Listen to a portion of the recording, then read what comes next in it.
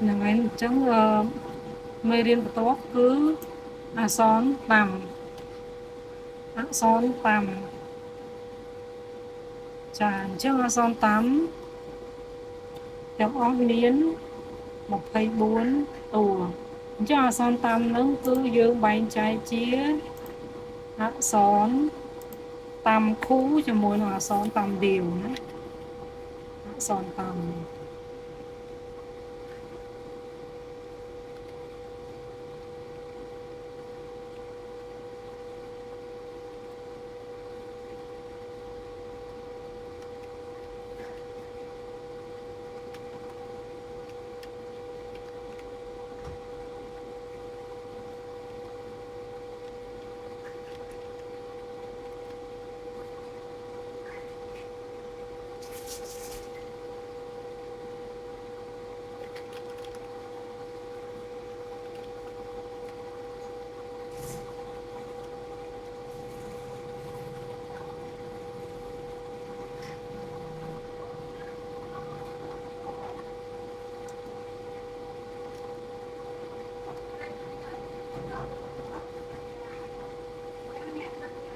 អក្សរតាម24តួចាអញ្ចឹងអក្សរតាម24តួមានបែងចែកជា2គឺតាមដៀវអក្សរតាមដៀវ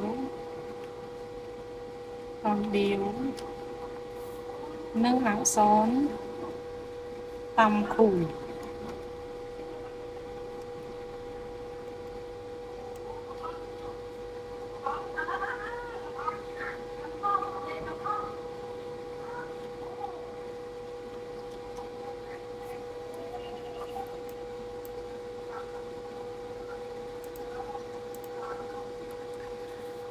អញ្ចឹងអក្សរតាមដៀវមានអក្សរនេះខ្លះ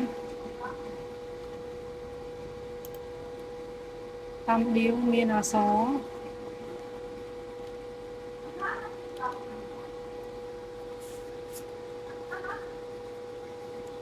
តាមដៀវមានទាំងអស់10តួណា10តួតាមដៀវ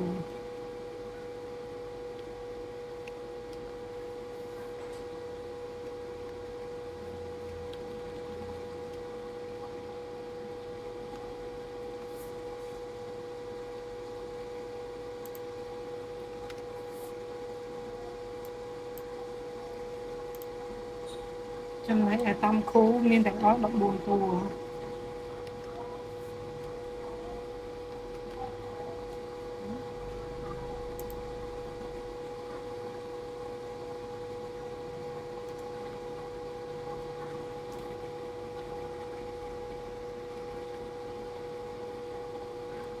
អក្ស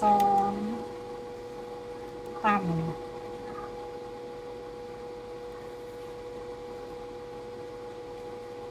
20តួ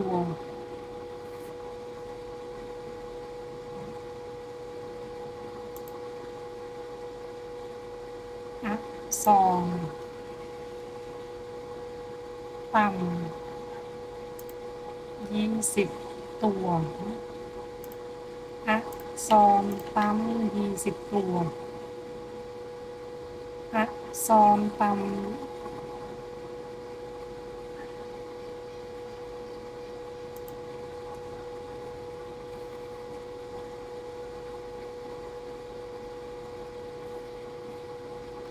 អក្សរតាម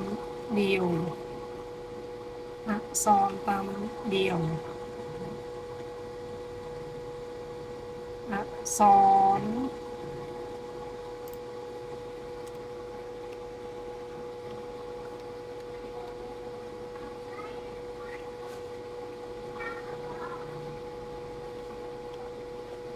អក្សរ